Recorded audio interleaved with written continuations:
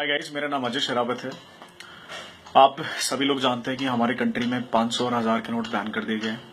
8 नवंबर को मोदी जी के खुद के भाषण के बाद जब ये नोट बैन हो गए तो मैं वेट कर रहा था कि कुछ लोग नई नई तरह की थ्योरीज निकालेंगे, बिकॉज पहली बार करप्शन को खत्म करने के लिए एक पहली बार ऐसा प्राइम मिनिस्टर आया जिसने इतना सख्त स्टेप लिया है।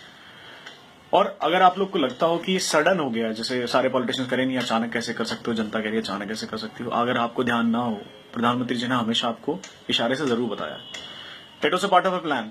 ये कभी भी आपके लिए अचानक नहीं था। आपके आधार कार्ड बनाना अचानक नहीं हुआ। आधार कार्ड के बाद जनधन योजना चलाना, जिसमें आपके बैंक अकाउंट खोले गए, आपकी चीजों को पेपरलेस किया गया, वो अचानक नहीं हुआ।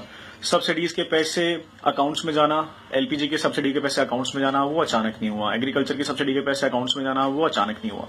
It was a part of a plan. पहले आधार कार्ड, फिर जनधन, फिर आपकी जनधन के बाद आपके सब्सिडीज को भेजना, आपको पहले बैंकिंग से कनेक्ट किया गया।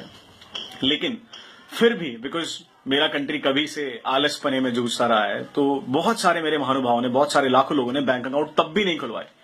1 रुपए की कॉस्ट पर बैंक अकाउंट खुल रहा था, लेकिन लोगों ने बैंक अकाउंट तब भी नहीं खुलवाए। बार बार बोलते बोलते मोदी जी थक गए, आधार कार्ड बनवा लो, जनधन योजना के तहत बैंक अकाउंट खुलवा लो, खुलवा लो, खुलवा लो, कोई सुनने को तैयार नहीं था।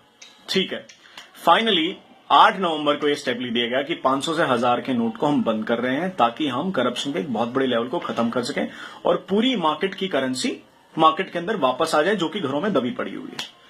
अगर आपने देखा हो, लोग कह रहे हैं कि भाई इससे करप्शन पर कोई फर्क नहीं पड़ेगा, खासकर मेरे माननीय योग पुरुष केजरीवाल जी। सही बता रहा हूं केजरीवाल जी, अगर ये डेमोक्रेसी और कानून ने हमारे हाथ नहीं बांधे होते ना, सच में हम आपका मार मार के मोर बना देते हैं। मतलब सोचो, इतना फ्रस्ट्रेटेड हो गए हम लोग एज ए यंगस्टर, आपको देखते देखते, आपकी बातों को सुनते सुनते। इतने घटिया ख्यालात हैं आपके। एक छोले भटूरे वाला ना दिल्ली में आपसे ज्यादा समझदारी की बात कर सकता है। और कौन लोग? क्यों? क्योंकि मोदी जी ने आपके करप्शन का एजेंडा छीन लिया है। आप आए थे ना करप्शन का एजेंडा लेके, क्योंकि आज मोदी जी ने करप्शन का एजेंडा ले लिया, तो आप सोच रहे हो कि मैं इलेक्शन किस ब्याह पर लड़ूंगा। अरे कभी तो अपनी ग्रीड को छोड़ो, अरे कभी तो अपने लालच को छोड़ो। इतना बड़ा स्टेप लिया गया है, अब तो सुधर जाओ। तुम पता नहीं इनकम टैक्स डिपार्टमेंट में थे या नहीं थे सर, पता नहीं आपका क्या सीन है सर, किसने आपको इनकम टैक्स डिपार्टमेंट में रखा पता नहीं। और कौन कहता है कि आप दिल्ली के मुख्यमंत्री हो यार, बस हम आपसे ही दुखी हो गए हैं। मतलब ऐसे ऐसे स्टेटमेंट। अच्छा देखो, करप्शन के केस से कौन कौन बौखलाया। अरविंद केजरीवाल जेन्युइन था, राहुल गांधी जेन्युइन है भाई, जिंदगी भर परिवार ने घोटाला ही तो किया, और क्या किया है। कौन कौन अगेंस्ट खड़े हैं? मुलायम सिंह यादव मुलायम सिंह यादव को आप ऑनेस्ट लीडर मानते हो? लालू प्रसाद यादव, उसका जो फॉर्डर घोटाले में तो खुद जेल से छूटा, उसको आप ऑनेस्ट लीडर मानते हो? मायावती, नोटों की माला पहनने वाली ऐसे लीडर। ऑपोजिशन में कौन कौन है? ममता बनर्जी, जिसने खुद कलकत्ता का भट्टा बिठा दिया। एक बार ये देखो कि कौन लोग अपोज कर रहे हैं इस डिसीजन को। दोस्तों समझो, इन नेताओं के चंगुल में मत आओ, ये चीज को देखो। हाँ, सब परेशान है, मैं भी परेशान हूं, मेरे पास भी 150 रुपए थे, 3-4 दिन से ऐसे ही घूम रहा हूं, मैं एटीएम तक एक्सेस नहीं कर पाया हूं। कहीं ना कहीं तक 130 करोड़ को देश को मैनेज करने के लिए मैनेजमेंट उतनी ज्यादा नहीं थी बैंक के पास। लेकिन हाँ, अभी बैंक ने कुछ मेजर स्टेप लिए हैं, जिसके तहत उन्होंने मोबाइल बैंक चलाने के लिए कहा है, मोबाइल एटीएम चलाने के लिए कहा है। मतलब आपके गांव में, आपके आसपास में अगर 6 एटीएम थे, अब मोबाइल एटीएम के थ्रू 10 वैन और खड़ी हो जाएंगी, तो आपके पास वहां 10-12 एटीएम और एक्स्ट्रा होंगे, और बैंक भी शुरू हो जाएंगे। आप थोड़ा सा साहस रखो। और जितने भी लोग समझ रहे हो ना करप्शन सिर्फ नेता के पास है या किसके पास है, सोचो कर नेता के पास पैसा आता कहां से है। नेता को पैसा देने वाले हैं कौन? बिजनेसमैन, वेंडर्स, ट्रेडर्स, ये परचून की दुकान चलाने वाले, जितने भी जहां पे बैठे हैं, चांदनी चौक चलाने वाले। मेरा पूरा दिल्ली जानता है कि कैश पर मार्केट कैसे चलती है। आज भी दिल्ली में कितने % दुकानें हैं जो आपको बिल देती हैं? कोई बिल नहीं देता आपको। इस बात को समझो।